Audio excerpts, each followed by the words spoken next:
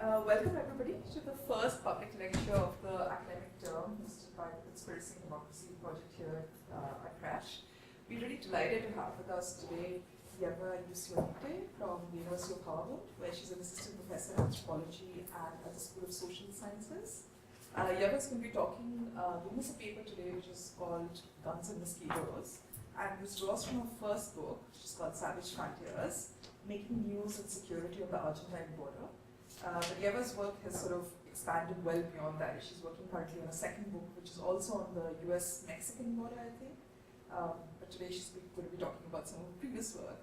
So I think Ieva said she would speak for 45 minutes, after which we have a brief response by Dr. Ieva, our colleague here at CRASSH, and then we have a reception outside. So we hope you can join us for that. Thank you.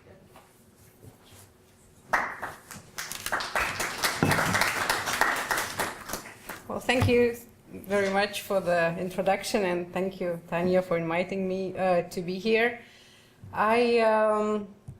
Especially to talk to you who have been discussing conspiracy theories and thinking about them much more than I have recently as I'm moving on to some new subjects. So it was a very wonderful opportunity to revisit what I have been studying in Argentina. This talk that I'll give today is based on my research with news journalists on the border between Argentina, Brazil, and Paraguay, which I conducted between 2008 and 2014. And more specifically, I will focus on the role of the media in producing and circulating, as well as contesting conspiracy narratives, as well as perhaps not only conspiracy narratives, as counter-conspiracy narratives. When we're talking about Latin America, the mainstream media often portray the margins of the state through this dichotomy of civilization and order of the state versus its opposite, or lawlessness, which can come in the form of terrorism or trafficking or tropical disease. And Argentina is no exception. So in the Argentine Northeast, from the very early writings about the region in the 19th century up to the present-day war on terror, the front pages of metropolitan newspapers have passed this, the view of the border region has passed through the same lens, focusing on the clash between civilization and of the state and barbarity of its unruly, disorderly frontier.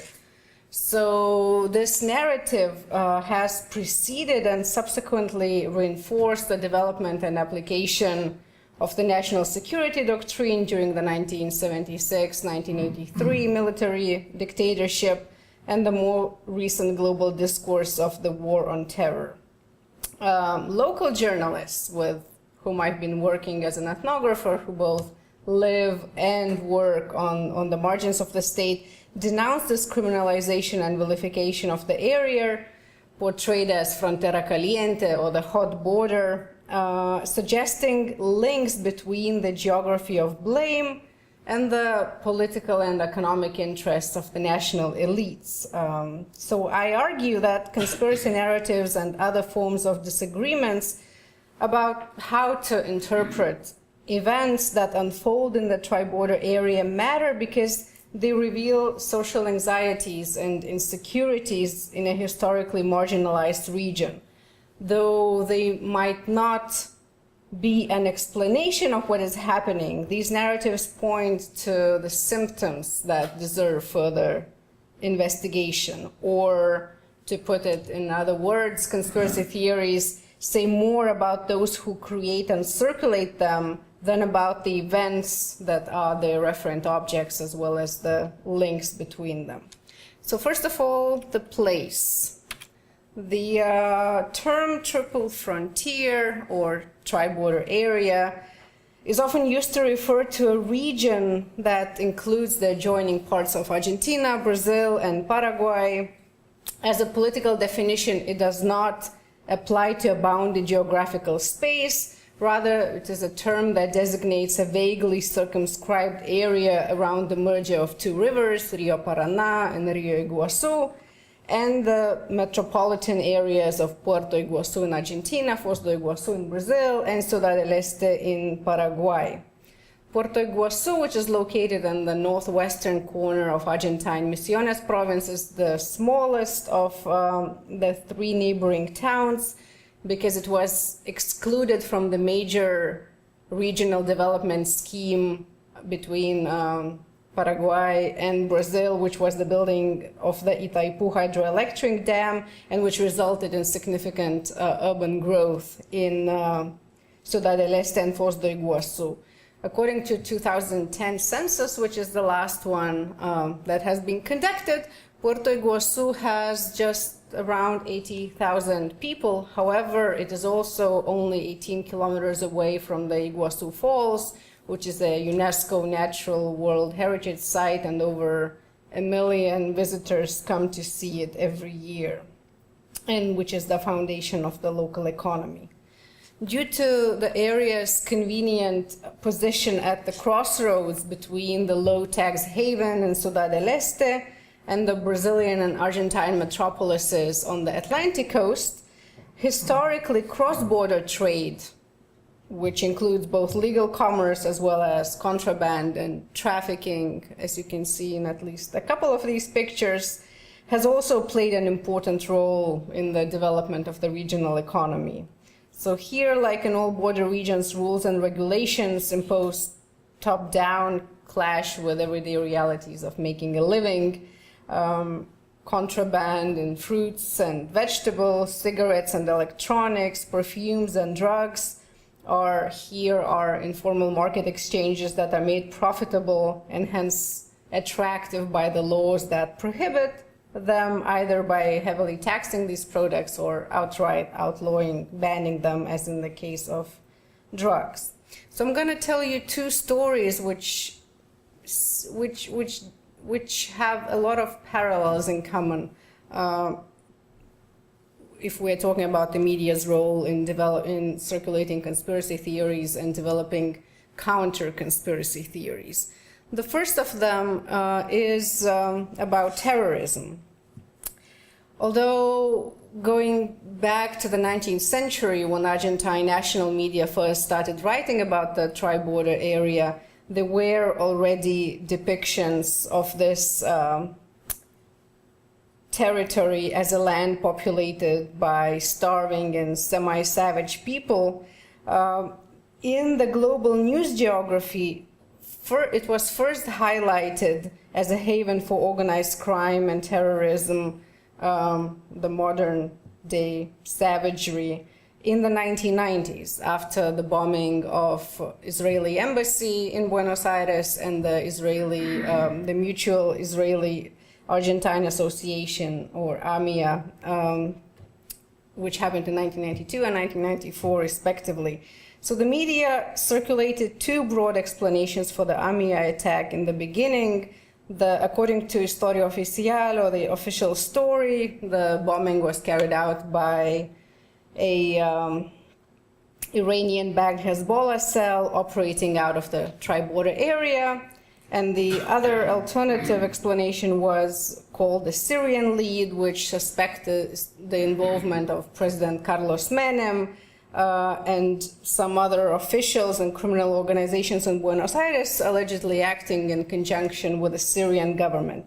So while Argentine journalists were skeptical of the government's version of events and tried to pursue the Syrian lead, in contrast, their US and international colleagues prioritized the official story put forth by the Menem government, which traced the links from the scene of the bombing in the capital to the alleged terrorist groups active in that tri-border area. After 9/11, 2001, the Triple Frontier also fell under even more close scrutiny by the American security analysts and intelligence agencies. Since then, the US government has on numerous occasions reiterated that the region was a refuge for international terrorism. On September 25th, so only a couple of weeks after September 11th, and the attacks on the World Trade Center and the Pentagon, writing for the New York Times, Larry Rother reported from Ciudad del Este that FBI agents and police officers were scouring the area for evidence that it had become a haven for Islamic terrorists. Shortly after, the CNN broadcast images of a photograph of Iguazu Falls inside a house that belonged to Al-Qaeda in Afghanistan, which unleashed rumors about the links between Al-Qaeda and the Triple Frontier. News media also suggested that Al-Qaeda might have begun to establish a network in South American border region back in 1995, when Osama bin Laden and Khalid Sheikh Mohammed reportedly visited the area. Also, U.S. government sources suspected that these activities were linked to the trafficking of arms, drugs, and uranium, as well as money laundering in association with Chinese and Chechen mafias. These rumors were publicly confirmed in November 2001 at the Ibero-American Summit held in Peru, when Brazilian Minister of International Affairs Celso Laffer acknowledged that in the Triple Frontier there were sources financing international terrorism. Shortly after, Argentine Judge Juan José Galeano, who at the time was the chief prosecutor in the AMIA case, concluded that residents in the tri-border region provided logistical and financial support for the terror act against the Mutual Israel-Argentine Association, as evidenced by a series of telephone calls between Foz do Iguaçu and Buenos Aires. Hezbollah was named as the perpetrator, and the Triple Frontier, which provided the nexus for this criminal and terrorist activity, was blamed for being the staging area for the attacks. In a report which was published in 2003, the Federal Research Division of the U.S. Library of Congress established that the Triple Frontier was highly conducive for allowing organized crime, where various Islamic terrorist groups probably engaged in drug trafficking, money laundering, and fundraising. Although it was only a survey of open source news media on terrorist group activities, this report referred to the border between Argentina, Brazil, and Paraguay as the lawless jungle corner. And I quote a little more, Ciudad del Este, it wrote, is an oasis for informants and spies, peddlers of contraband and counterfeit products, traffickers in drugs, weapons, and humans, common criminals, mafia organizations, and undocumented Islamic terrorists. Media watch group FAIR, which monitors bias and censorship of the press, observed that nearly every article reporting on Islamic terrorism in the tri-border area is honeycombed with qualifying language, indicating that despite the lack of clear evidence, U.S. officials say that there are probably links to terrorist organizations in the tri-border area. So this 2003 report is comprised of references to unconfirmed media accounts, but once it was published, it became the source for future references by media and government agencies, which was further implicating Triple Frontier as a threat harboring place in need of sophisticated intervention by security apparatuses. I wanted to show you a video, but unfortunately it didn't work here. The point of the video was to tell that even much later the same coverage continues. The Lieutenant Colonel Philip Abbott, who was U.S. Army chief at the time stationed in Honduras, wrote that the TBA's, which is the tri-border area's exact role in attracting terrorist groups, is not entirely clear, but he said its dangerous combination of vast ungoverned areas, poverty, illicit activity, disenfranchised groups, ill-equipped law enforcement agencies and militaries, and fragile democracies is an open invitation to terrorists and their supporters.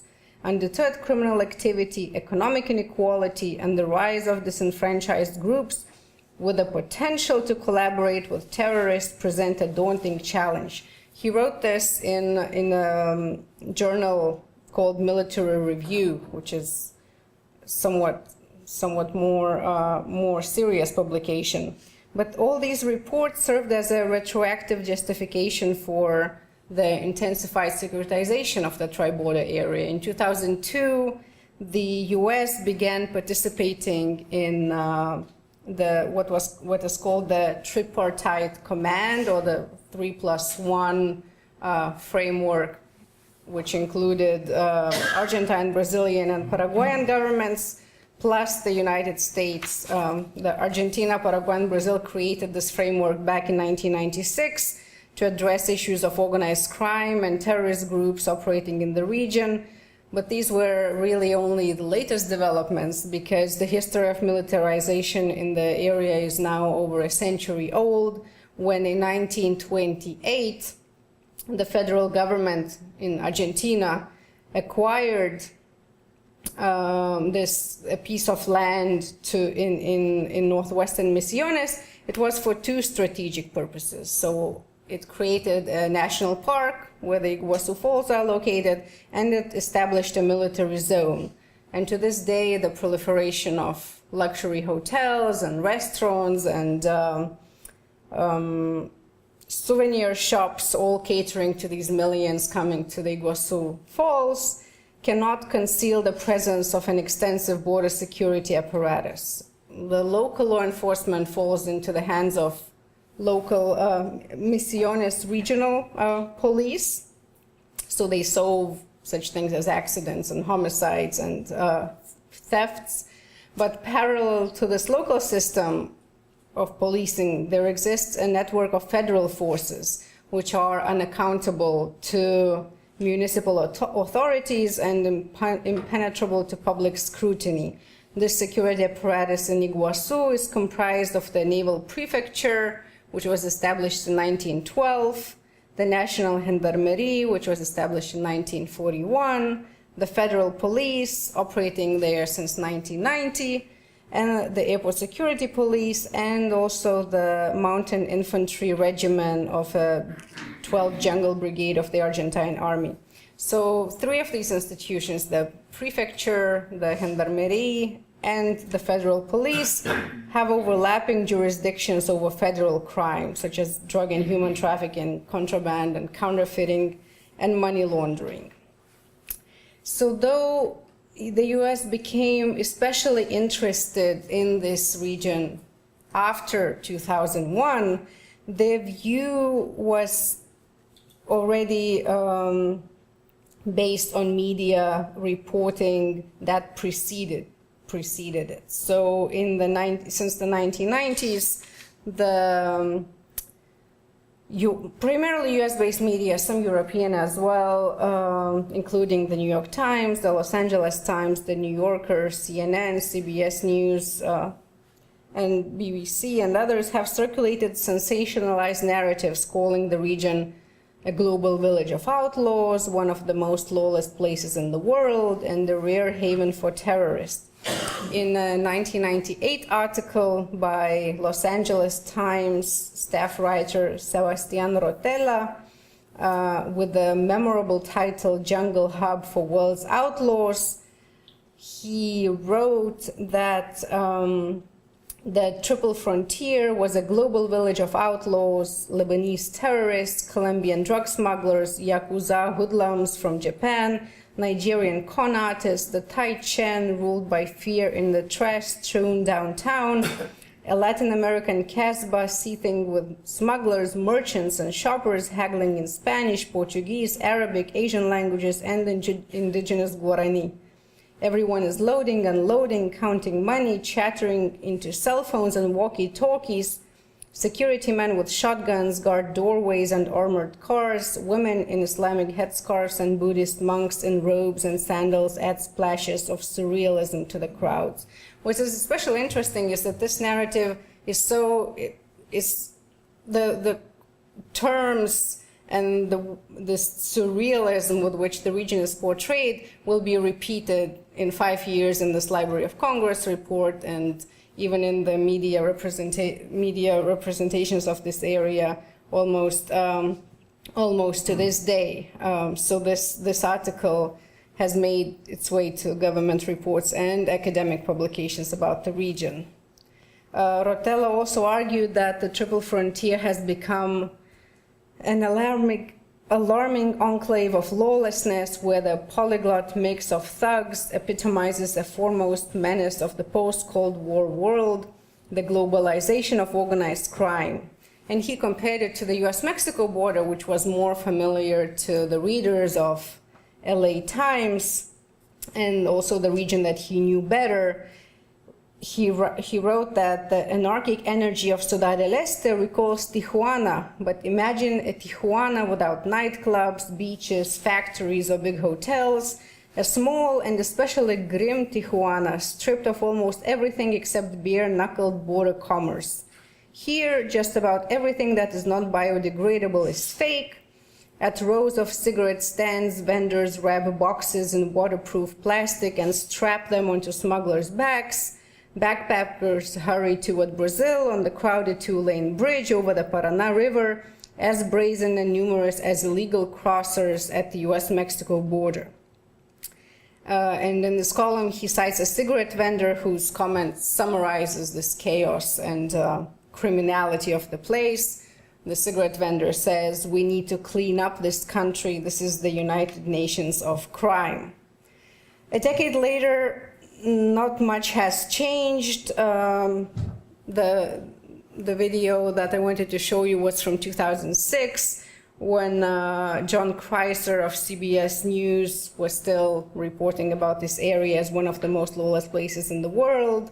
However, while in the 1990s, the main concern about the region, which was repeated as adage in all the media, was the prevalence of organized crime and petty contraband after September 11, 2001. The informal business of manufacturing false identity documents and lax controls at the border became an index of terrorist activity and the primary motive for increased militarization and surveillance of the Triple Frontier. The media played an important role in as you can see, in this development and circulation of the global security discourse, focusing on terrorist threats in the Triple Frontier. They recycled claims backed by references to their previous iterations, and which eventually formed this closed loop, rather than adjusting to new information, of which there was really not that much. For nearly 2 decades, the discourse absorbed data into existing narrative, strengthening it and at times retroactively justifying past events. Michel Foucault wrote that the milieu in which security apparatus works produces a circular link between causes and effects, since an effect from one point of view will be a cause from another. So in the Triple Frontier, the apparatus of security is applied to illegal circulations of drugs, arms, and money, but it is itself predicated on circulating discourses of terrorism, formulaic and repetitive, made up of scraps of evidence, but effectively legitimating intervention to deal with emergent threats on the border. The essential function of security, argued Foucault, is to respond to a reality in such a way that this response cancels out the reality to which it responds, nullifies it or limits it, checks or regulates it. So for Foucault, security is centrifugal. It incessantly expanding by incorporating new elements and organizing ever wider circuits. The discourse of the Frontera Caliente, therefore, is exemplary. Circulation of such thrilling stories has, of course, been worrisome to local journalists, and they had two ways of reacting to that. They objected to sensationalized reporting by their international colleagues, whose articles were widely read abroad and resulted in negative impact on the regional tourism industry. So both common residents and a lot of reporters I talked to say that the heightened attention that the US government and its corporate media gave to the region masked a conspiracy. They argue that securitization and militarization of the tri-border area was part of US plan to establish control over the Guarani aquifer, which you can see marked in that blue color on the map. It spans the territories of Argentina, Paraguay, Uruguay, and Brazil, and is one of the largest underground water reservoirs in the world. So these reporters and a lot of local inhabitants of the area suggested that the US has constructed the region as a site for dormant terrorist cells in order to justify dispatching resources, military training, local military, and therefore taking control of the scarce water resource. There were also others who contested this narrative. In addition, besides deploying these counter-conspiracy theories, on other occasions, local journalists reacted to global criminalization by doing a parody of what they thought were ridiculous allegations. For example, when the US media reported that Osama bin Laden visited the tri-border area in the mid-1990s, which started to spread suspicion about the presence of terrorist activity in the region, a Brazilian newspaper in Foz do Iguaçu satirized these claims by making bin Laden into a poster boy for a series of tourist advertisements. So I couldn't find a very good example of that, but in the top right corner there is one of those images, and it says in Portuguese, "If bin Laden risked his neck to visit Foz do Iguaçu, it must be worth it." So that was just one of those mocking ads. The other story, quite different from this one, is about tropical disease. The Tri-Border Areas Association with Wild Nature brings an implicit danger of tropical disease. Following Mary Douglas' analysis in Purity and Danger, medical anthropologists have shown how the culturally nurtured distinction between cleanliness and dirt, racializing space, and creating what anthropologist Charles Briggs calls the dichotomy between sanitary citizens and unsanitary subjects. And this dichotomy is superimposed on the boundary between the state and non-state, or civilization and barbarism on the state center and its margins. So the humid subtropical climate in Misiones facilitates the spread of vector-borne diseases. In this case, it was primarily yellow fever and dengue, and some malaria. The mainstream media, always on the lookout for issues that concern the general public, is proficient at perpetuating the narratives of dangerous illnesses. In their stories, journalists who are used to rely on established communicative channels essentialize the connection between disease and socio-spatial terrain of the state, again portraying the border area between Argentina, Brazil, and Paraguay as an epidemiological frontier. And the following example will illustrate this case. So on March 4th, 2008, Clarín, which is one of the major dailies, major newspapers, if not the biggest newspaper in Argentina, which at the time was fighting with the Kirchner government, it reported that one farm worker in rural Misiones was diagnosed with yellow fever. The newspaper noted that earlier that year, Argentine health authorities found 17 dead monkeys, and monkeys are the animal reservoir for the virus, in the nearby area. So why was this big news? Although yellow fever has never been eradicated in Brazil, in Argentina, the disease has not claimed any official human victims since 1841. So considering this fact, the media depicted the renascent disease as originating both across the human-nature divides, from monkeys to humans, and from across Argentina neighboring countries divide, from Brazil and Paraguay to Argentina. Alerts that yellow fever has reappeared immediately became global news. Immunological maps had to be redrawn. I had to get a yellow fever shot. The Argentine state started a centralized nationwide immunization campaign, and everyone living in Misiones or traveling to Misiones was ordered to get a vaccine.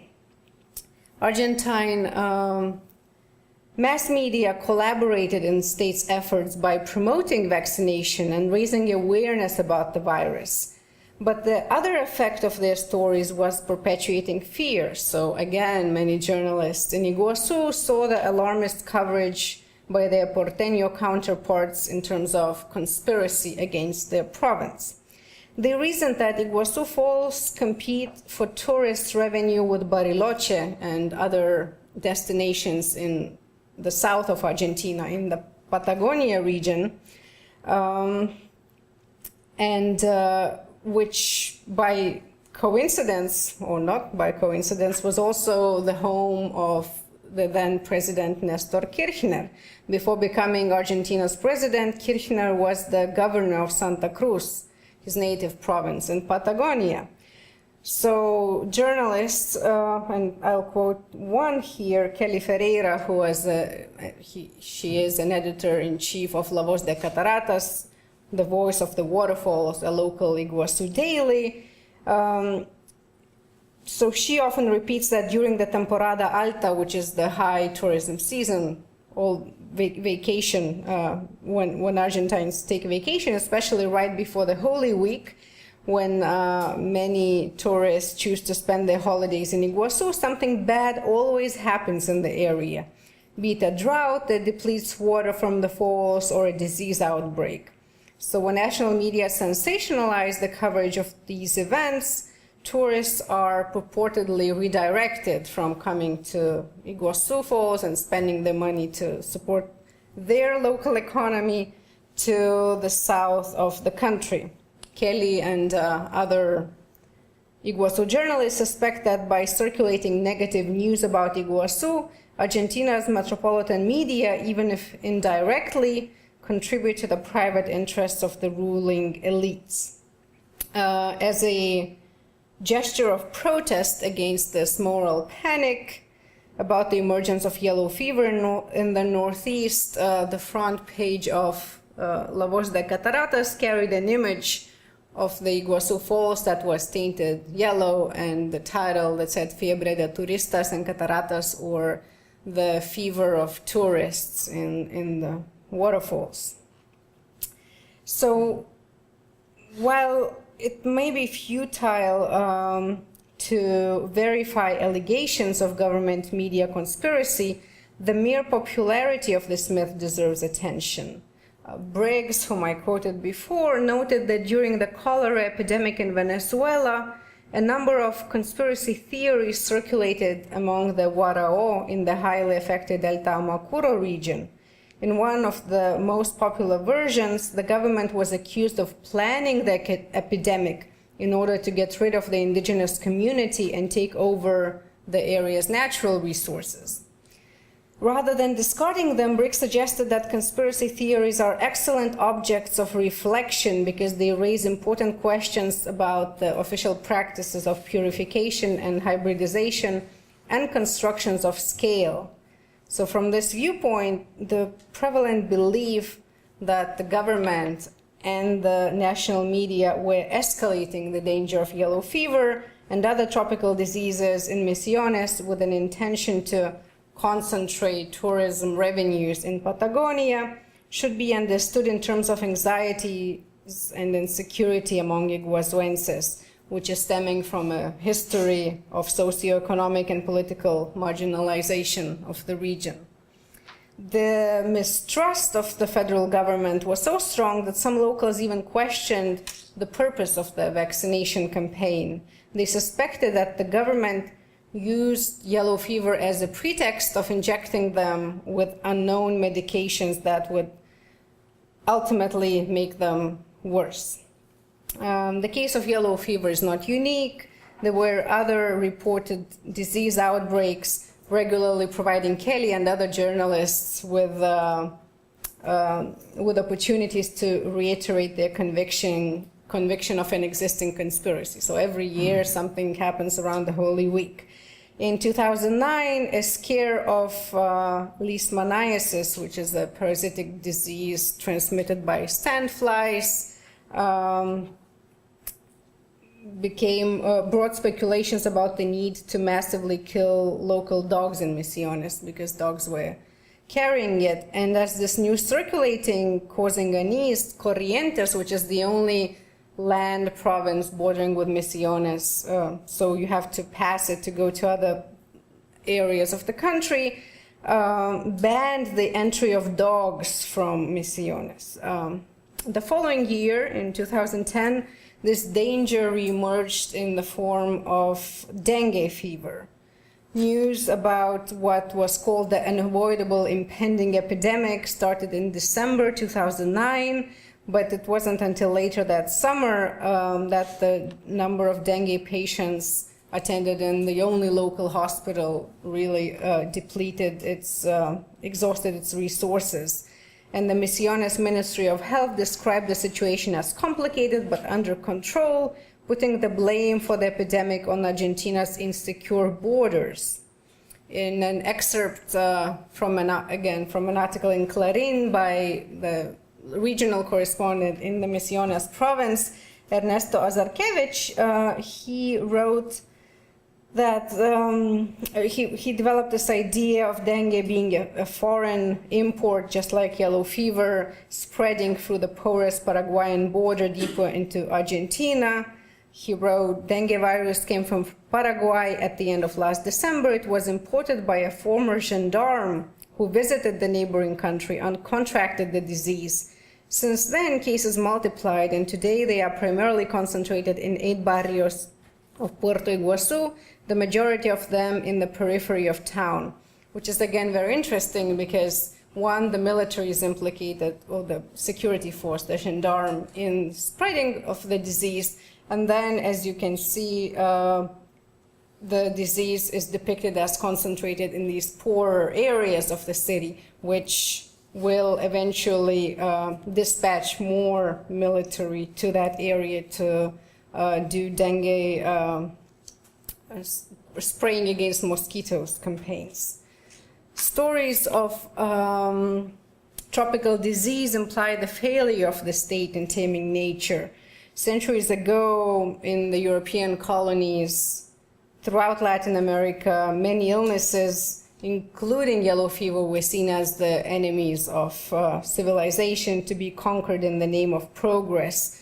And what is perhaps the most famous case, the US government and the Rockefeller Foundation fought against the Aedes aegypti mosquitoes. These are the mosquitoes that spread dengue and yellow fever in Panama in order to be able to build the Panama Canal to close the natural frontier in Central America and develop international commerce.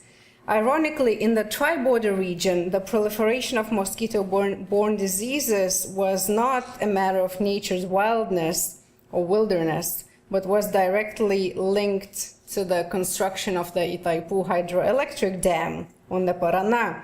Only a few miles upstream from Iguazu, there was a still water reservoir that was created by the dam and became a perfect breeding ground for the mosquitoes.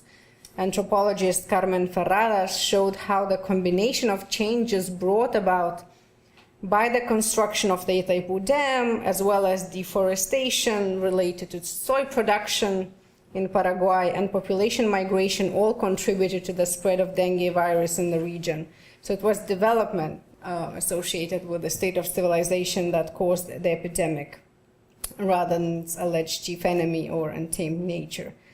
But such alternative explanations, which make connections between disease outbreaks and larger political and economic development projects, did not make it to the mainstream media. During the yellow fever and dengue epidemics in Misiones, the Argentine government called for a formation of a broad coalition between federal and provincial state institutions, municipal authorities, the military, and regional police forces, schools, and the media, among other actors, to implement campaigns aimed at prevention, eradication, and monitoring of these diseases. Iguazu was designated as a critical zone for the spread of dengue because of its proximity to the high prevalence areas in Brazil and Paraguay, and its susceptibility due to the intense movement of people across borders. When, in the beginning of 2011, no new dengue outbreak was reported, so after 2000, there was one in 2009 and in 2010, and in 2011 there was nothing. Local journalists in Iguazu celebrated this civilian military strategy as a success story, although there were some that claimed that perhaps the media is just silencing what's happening. Concerns about the securitization of the disease, which gave the military even broader authority to intervene in local affairs, were only occasionally shared and only in private conversations. I heard nobody mention the implications of enlisting the armed forces to fight the dengue mosquito in the town's peripheral barrios, where the state's alleged unsanitary subjects live.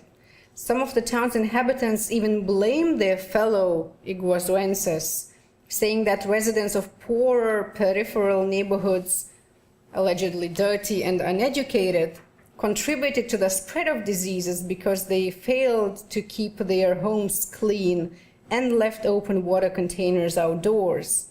Local media also participated in this campaign by publishing guidelines for appropriate sanitary citizen behavior. Despite their honest intentions to inform the public of ways to prevent an epidemic, without realizing it, they too were making poverty into a crime against public health. Government's decision to deploy security forces to spray neighborhoods with toxic agents to eliminate mosquito larvae was the easiest solution to a complex social problem, which allowed discussions of government responsibility, untoward effects of development projects, and causes of poverty to be left aside. So to conclude, the concept of communicative cartographies shows that media discourses generate standardized scripts and create a very limited range of subject positions. Newspaper stories about crime and disease separate these from history and the political economy, depicting both as a product of pathological subjectivities and defective domesticities, thus naturalizing representations of class, gender, space, state, and nation. In Argentine mediascapes, Iguazuenses, together with all misioneros, may not be violent drug traffickers and terrorists, but in daily news coverage, they are nevertheless portrayed as entrepreneurs of the illegal, who are tampering with laws and twisting them to their economic advantage, or as backward, illiterate subjects who do not take responsibility for the well-being and endanger public health, or as those vulnerable subjects to be recruited by terrorist groups. But here, in Iguazu, instead of being the fault of local residents, crime and disease is generally considered secondary to national and global economic policies, as well as the structural violence of the state. So journalists in northeastern Argentina reject the geography of blame that indiscriminately lumps all border residents together with terrorists, traffickers, and smugglers, and they subverted by ricocheting these accusations back to Buenos Aires, which is the main source of sensationalized border coverage. Some of the region's most dire social and infrastructural problems, including poverty, scarcity of drinking water, frequent power outages, landlessness, lack of employment opportunities, child malnourishment, among other concerns, relate to faulty policymaking and weigh on the shoulders of the state, of the government. Such forms of structural violence or violence of everyday life have little resemblance to the spectacular lawlessness presented in the Frontera Caliente narrative. So conspiracy theories and counter-conspiracy narratives may be considered a weapon of the weak that the residents of the border area wield against the government, business, media nexus in both its Argentine and international versions. It doesn't, perhaps in a rather provocative way, I want to argue that it doesn't so much matter whether conspiracy or counter-conspiracy is real or not. The circulation of these theories allows us to diagnose distrust that develops between marginalized social groups and the governing elites at the steering wheels of the state.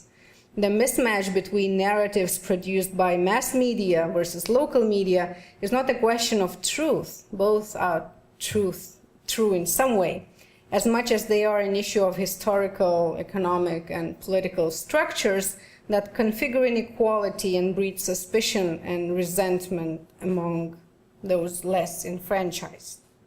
Thank you.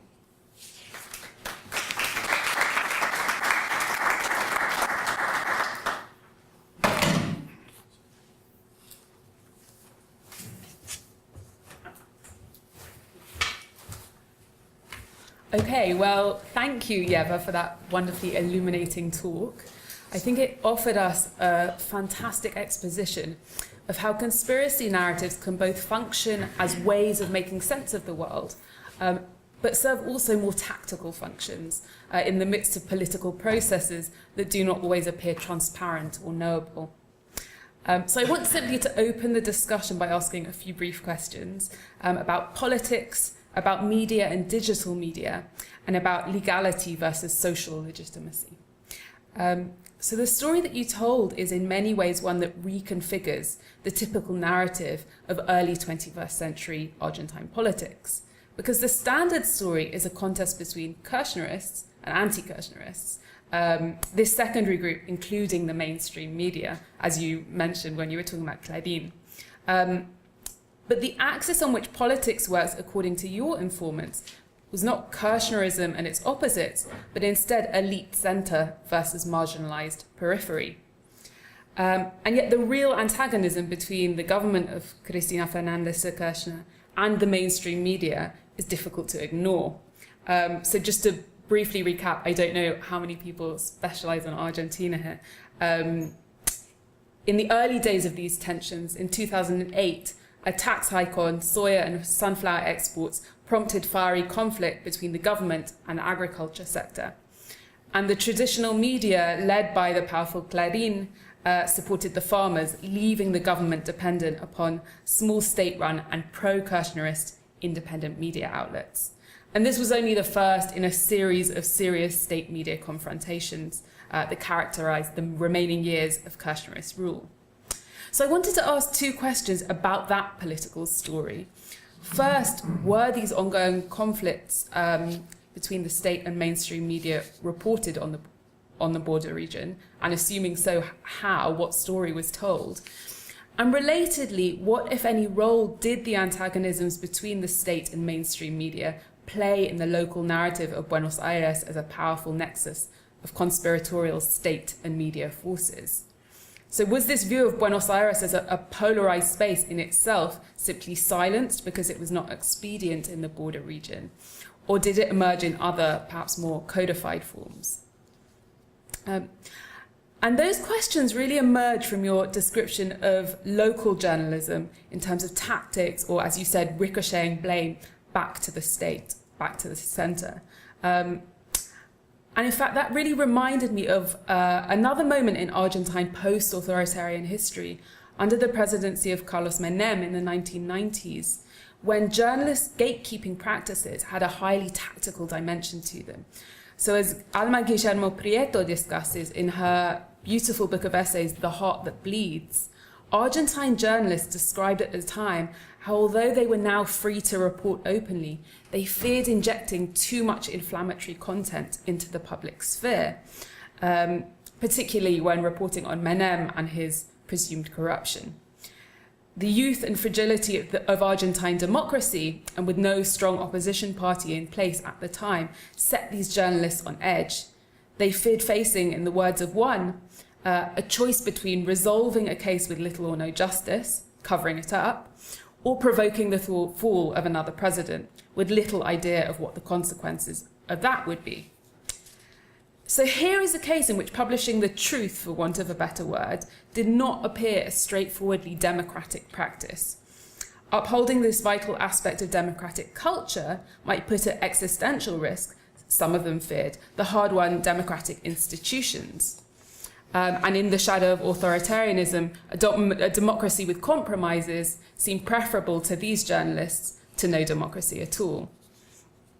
So I wanted to ask if there are parallels to be drawn here. Did the local journalists who you spoke of imagine their silences and partial accounts in terms simply of preserving a fragile local status quo? Or did they conceptualize their storytelling choices, albeit for different reasons perhaps, also in a language of democracy or democracy with compromises? And journalists, of course, are rarely the only storytellers, but they are gatekeepers who select, withhold, display, and shape information. Their gatekeeping choices contribute to guiding the characteristics that come to be considered norms of public discourse. So when most gatekeepers, or the most prominent among them, in a shared discursive context, consistently recount conspiracy theories, those narratives become the news. But as the sharing of political information and opinions has moved online, the job of gatekeeping has, of course, also shifted, as citizens are able to participate, whether through below-the-line commenting, or blogs, or social media commentary. And Argentina is no stranger to these behaviours, with Argentines ranking among the most prolific social media users globally. I don't know the geographic spread of that. I'm sure it's concentrated a fair amount in Buenos Aires, but at the same time, it's a national story. So I'm interested in the extent to which citizens who were not journalists participated online in circulating and amplifying the reach of some of these conspiracy narratives. Or alternatively, did their news sharing and opinion-giving practices perhaps perform alternative functions in the local information landscape? And then just to end, I have one final question about the local and national perception of Iguacenses and Misioneros. So I was intrigued at the end by your description that they were depicted in daily news media as entrepreneurs of the illegal. And it led me to think of recent Argentine discourses in which specific kinds of rule-breaking, even law-breaking, have not only achieved social legitimacy, but have been celebrated as signs of Argentine artfulness against the backdrop of financial crisis. So this kind of narrative has emerged across varied discursive fields. Certainly among the vibrant Buenos Aires hacker community, for example, there's a kind of celebration of not being duped by perceived state failures, and of finding personal and economic opportunities to circumvent them. And to give an official example, the present Minister of Science and Technology, who's served in that office since 2007, so he's continued between governments, recently described how, having struggled with inflation and economic controls, Argentines had, of necessity, he said, found ways to dodge the rules. And while he acknowledged that in many ways that's negative, he also noted how this culture of refusing submission, a rebel spirit, in his words, can be good for innovation, helping Argentines to salir adelante, to get ahead against the odds. So from certain Buenos Aires viewpoints, I would imagine that these kinds of transgressions at the centre might be viewed as shrewd economic moves, whereas those on the peripheries, in the border region, for example, are deemed, as you say, uncivilized or dangerous or security threats.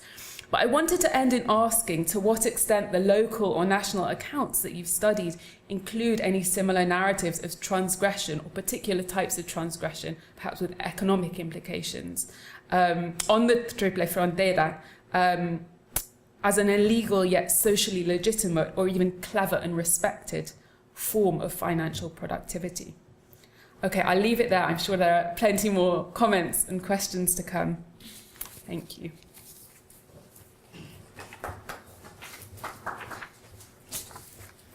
Okay, well, thank you, Tanya, for these comments and questions. I'll try to.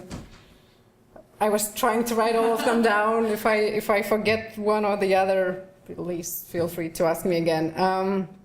Start from the beginning. As for the main national conflict between the Kirchnerist and anti-Kirchnerist media, and how that was viewed in the region, it's a very good question, because from my experience of working in Misiones, these national debates on national conflicts really mattered very, very little in the periphery. There were even, when people talked about government, when people talked about the state, it was very rarely that they referred to the federal government. It was either usually the municipal government that they spoke about, or the state provincial government, which had a little more presence and relevance in the area. The rest, the Buenos Aires, was too far to matter, and was usually looked through this prism of historical resentment and criticism of government policies, which were primarily economic, that prohibited different kinds of cross-border circulations or taxed them very heavily, and made Argentines who lived in the border area disadvantaged compared to Paraguayans and Brazilians, or if they could buy their products in Paraguay or Brazil. The media, also a very important point is that the media I'm talking about in Iguazu was rather weak.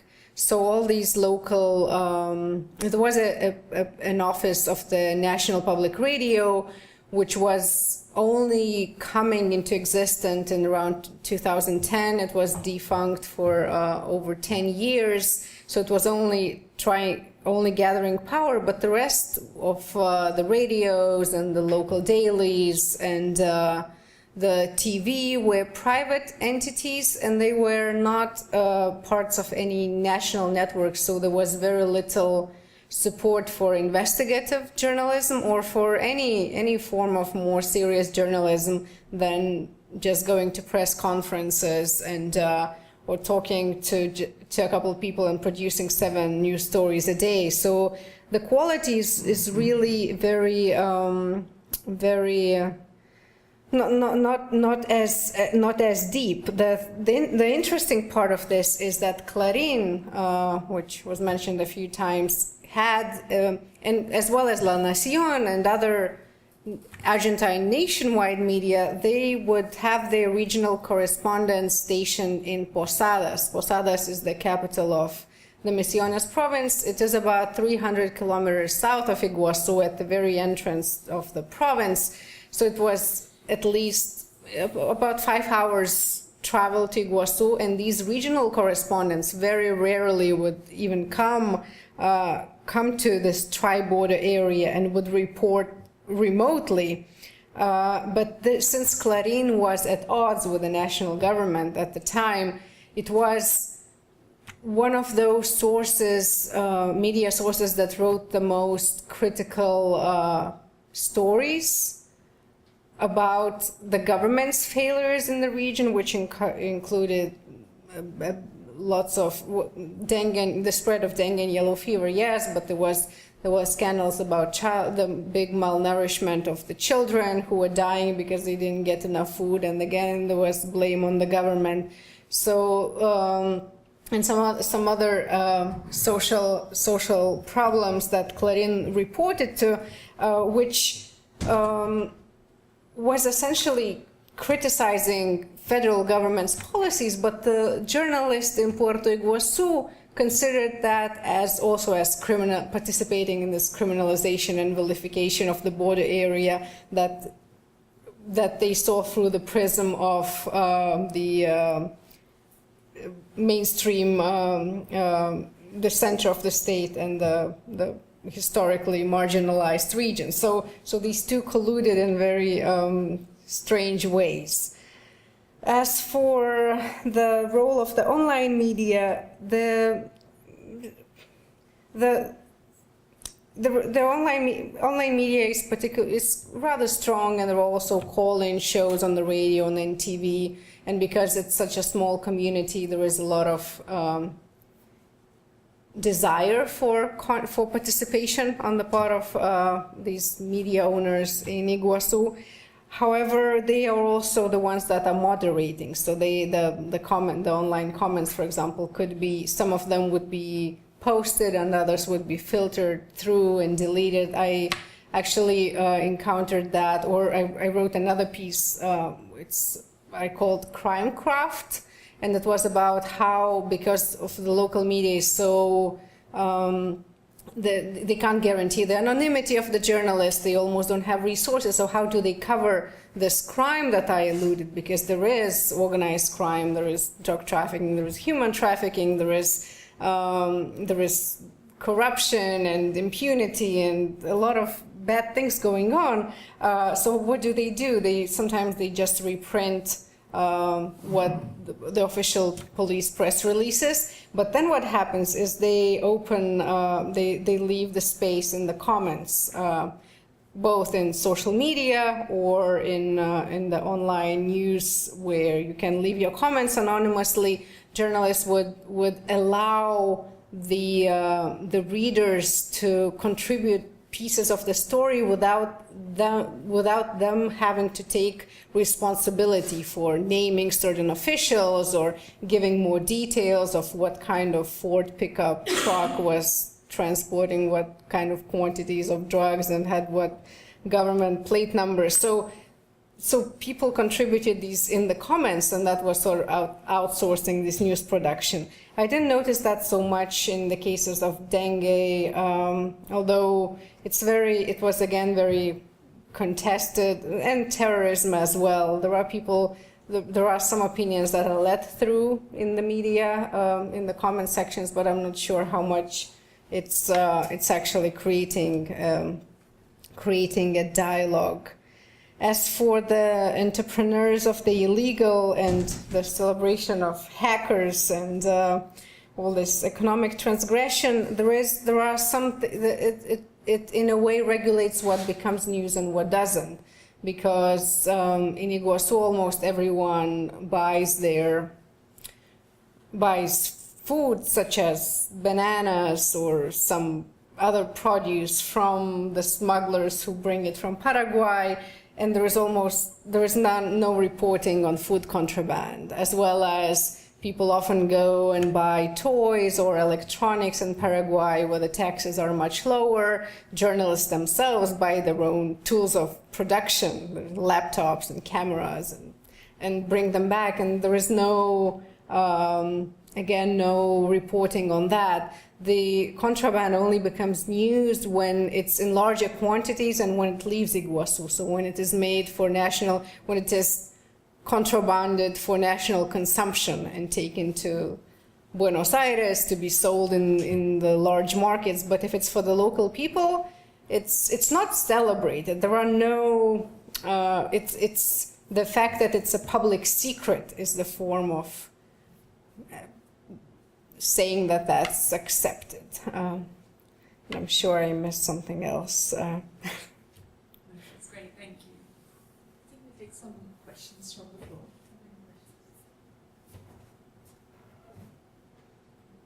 Well, I actually was wondering if I could ask you something. So I was really struck by the theme of repetition in your presentation. Repetition in ways in which narratives keep recurring. So suddenly something will pop up in a government document, or you see this in a certain space. And I was wondering, did you ever, at any point, particularly in sort of the Western media, which you touched upon briefly in the beginning, did you see any places where there was a break with that? So, for instance, did you ever see like a radical disjunction from the overarching narrative of lawlessness, and that seems to run the tripod area? Or That's no, that's a fascinating and very important question, and I think it's complicated. So I haven't seen a narrative like that, but there were attempts to create these alternative narratives. The question is whether in challenging them, they also reproduce them. So what I'm trying to say is, in 2012, for example, there was this meeting that journalist associations in Argentina and Paraguay and in Brazil organized, where they gathered the media in all these 3 towns, and they, as well as flew in national correspondents and said, what can we do again to counter this vilification of the tri-border area, and how do we produce different narratives. But then the stories that in the national media that came out of this event, which was supposed to challenge, in the headlines and the titles, it still at first reproduced the narrative. It said, Triple Frontier is a vilified, criminalized, terrorist harboring place, and journalists are trying to challenge that narrative. But not everyone reached to the end to think that, okay, maybe we have to take a critical perspective. The same idea gets reiterated first and reaffirmed first, and that was one of the criticism I got from the journalists I worked with for my book, because they thought that although the book will criticize the construction of the Triple Frontier as this security object that does other things, it will at first make everyone think about it through the lens of crime and terrorism and disease. Yeah. That's fascinating in terms of way in which it's so impossible to break out of that. Yeah. Richard? To preface this by saying I don't know anything about this area, I work on Europe, but you said that in a sense, and it's right, the point is not whether any of this is true or not. The point is the kind of functions that these myths, these conspiracy theories perform and how they come to be and so on. But perhaps rather naively, let me ask, is there any relationship at all to the truth? For example, don't people say, what are Arabs doing in this area? How come that you have allegedly a large community of Al-Qaeda of all places on this tripartite border? So that's kind of one question I want to ask. I mean, how plausible are these conspiracies? Usually in conspiracy theories, they assemble large amounts of plausible-looking detail, which you have to kind of then inquire quite closely until you find that it's all a house of cards and it collapses or not. So that's one question. The other question is about the state, because I mean, obviously, if you're looking at smuggling, it's usually cross-border smuggling usually happens, of course, as remote as possible an area from the presence of the state. And one would imagine that a tri-border area would actually attract a lot of attention from the state, a lot of customs officials, a lot of guards, all the rest of it. Plus, it doesn't seem to be that remote because there's 1 million tourists a year are coming there. So one would normally expect sort of smuggling and cross-border crime and so on to happen in some place well away from the tourists. So what's the relationship there in a way? You showed that picture of the sort of 3 state emblems there signifying the presence of the state. Is it just there's a lot of corruption, as you say? I mean, the only tri-border area I know is the one between France and Germany and Switzerland. The presence of the state is absolutely overwhelming. So Good. those are my two questions. Very, very good question. So I'll start with the second maybe. Both in this area, it's a very urban area, but there are also large extents of the jungle. So the statistics on smuggling are notoriously unreliable. Now working on the US-Mexico border, from the numbers that I have, there is definitely much more contraband happening intertwined with illegal commerce. That is in the same trucks that are delivering tomatoes or other produce or other things. That's where most of the drugs come in. They don't come in through the desert or through the river or by drones. The same in the tri-border area, because it's such a metropolitan area, and there are in Ciudad del Este and in Foz do Iguaçu, there are together it's at least 500,000 people. Puerto Iguaçu in Argentina is really small, but because there are so many people, there is a lot of cross-border traffic, and there is no the customs authorities, although there are all these security forces stationed in the area, but they are not. They don't control very, very randomly. They check at the customs of people who bring in things back and forth. So that's why it's easy to facilitate. So it's remote from the centers of the state, but it's also the fact that there is so much activity allows the illegalized commodity flows to be disguised with illegal activity, which you don't want to stall. If you want, there is a free trade zone and all that. As for your first question about how plausible it is, and I completely agree, there definitely are kernels of truth, otherwise from which the conspiracy theories emerge. It eventually depends on interpretation. So in this region, from the beginning of the 20th century, and especially there were a lot of immigrants from the European states that both Brazil and Argentina encouraged moving to the borders that the earlier settlers, like Italians and Spanish or Portuguese, the first ones who moved to this area, didn't want to live in this jungle periphery.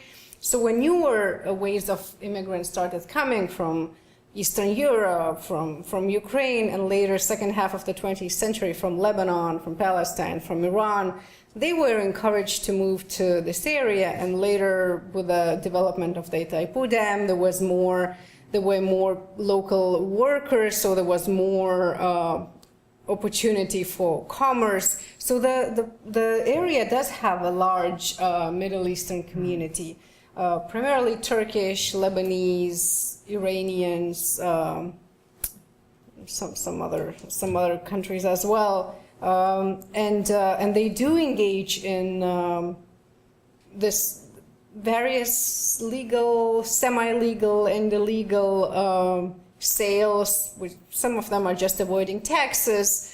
The question is what you define as terrorism, because since there are so big families of Middle Eastern descent living in Foz do Iguaçu, and they are sending remittances back to their family members in Iran or in Lebanon, and perhaps one of those family members is a Hezbollah supporter or works for Hamas. According to the definitions that the United States departments use for what means to support terrorism, that would qualify as supporting terrorism, but it's really not a direct link. So yes, there are those kernels from which you can build I just wanted to ask one more question. What difference does the internet and social media make to these conspiracy theories, the way they spread and actually their content? So far hasn't changed much. The same ones that happened before the internet seem to be repeated on the internet, but nothing new yet. From even though the gatekeepers, as it were, have gone. No, there seems to be after no. Well, that's interesting in itself. Because one of the things that we're interested in is exactly the question of what difference do things make. And some of the things we're turning up suggest exactly as you have, that it makes much less than you might think. Yeah. Others have a different outcome. Maybe it's a long story. Yeah, it's amplification of existing theories. I think it's a little less, maybe a little less interest now in this theory and or in this region and in this plot, because nothing new has been materializing. So maybe it's now on the back burner and not. It might come back. Thanks very much. Did you have a question?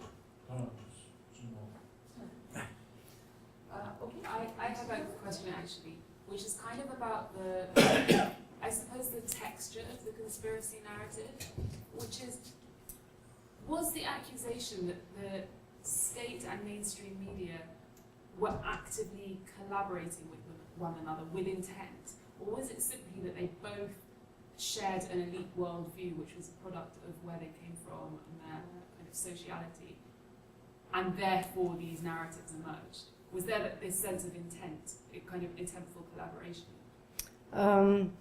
I think from the perspective of these people who were sharing them, there was. But looking at it analytically, it's very confusing. So let's take another one. Let's take the theory that this yellow fever and dengue redirects the tourist flows and the dollars, the pesos to Patagonia. It's very problematic because on the one hand, the government, the Kirchner government, Kirchner himself perhaps benefits from tourists going to his region. But on the other hand, this media, Clarín, that is reporting on these epidemics is definitely anti-Kirchner. However, from the viewpoint in Iguazu, these don't seem, this contradiction doesn't seem to matter. It doesn't register. So it seems that the national, whatever their short-term disagreements might be, the mainstream media and the federal government are in collaboration in the longue durée over the centuries. So this little skirmish between a president that's currently in power and one of the media conglomerates, it's just a battle of people with like an internal battle in the power structure that has always already discriminated the border region. Fantastic. Any more questions? Well then, thank you so much for a wonderful presentation. We really enjoyed it. There's some drinks outside, so we hope you can all join us outside and speak more to Ieva. Thank you so much.